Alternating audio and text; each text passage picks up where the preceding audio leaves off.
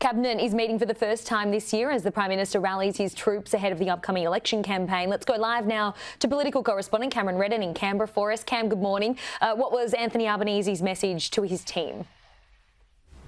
Time to get to work, Holly. That's the simple message of the Prime Minister to his heavy hitters around the Cabinet table, which is meeting right now in Canberra. All the senior ministers have arrived here together for their first big meeting of 2025 as Australia enters an election year. Labor, the Prime Minister, they're getting ready for this. The Prime Minister racked up more than 10,000 kilometres of travel last week, jetting around to multiple states, getting the election gears turning ahead of the campaign, which could be called any day really from Australia Day, but could take place as late as the middle of May, I should say. So exactly when it happens remains to be seen. The key message the Prime Minister drove home around the Cabinet table this morning was around staying positive and optimistic, trying to paint a contrast between Labor as a party of promise and optimism and hope, and casting Peter Dutton as one of uncertainty. And he even described the opposition leader this morning as somebody with a cold heart. So something of the rhetoric that we might be seeing over the coming months as the campaign readies up. We also learned in this opening spray, which we'll play for you in a moment, the Prime Minister delivered to his Cabinet colleagues,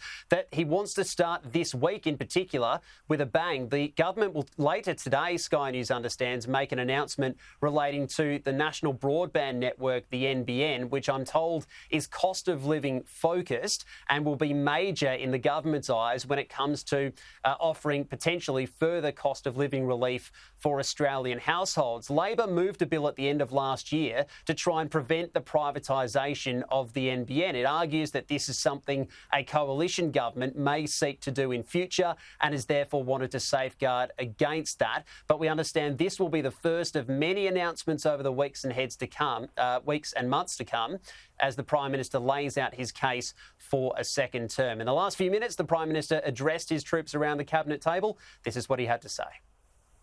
Well, welcome back, everyone.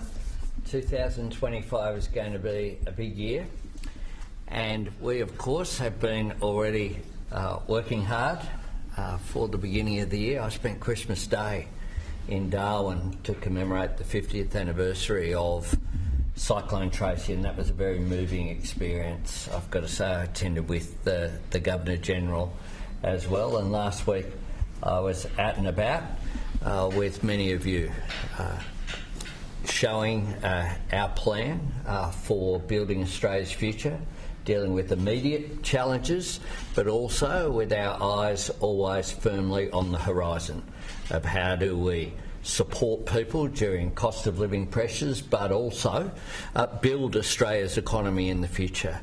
As much that we can be proud of, we've achieved over our first 2.5 years.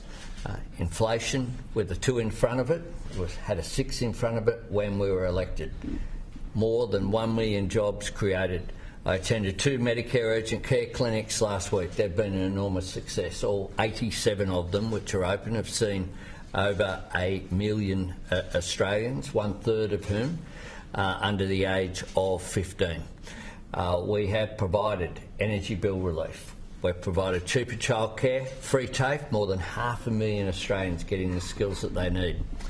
And that stands in stark contrast to our opponents who want to take Australia backwards, who yesterday, Peter Dutton, there was a big build-up to a speech, but not a single new policy announced.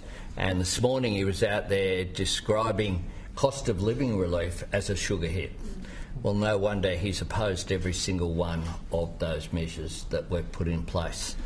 But today we get down to work, building further on our agenda and putting forward a positive, optimistic vision for Australia, one that unites Australia, not one that seeks to divide, one that seeks to bring people together, not looks for a political opportunity at every single occasion.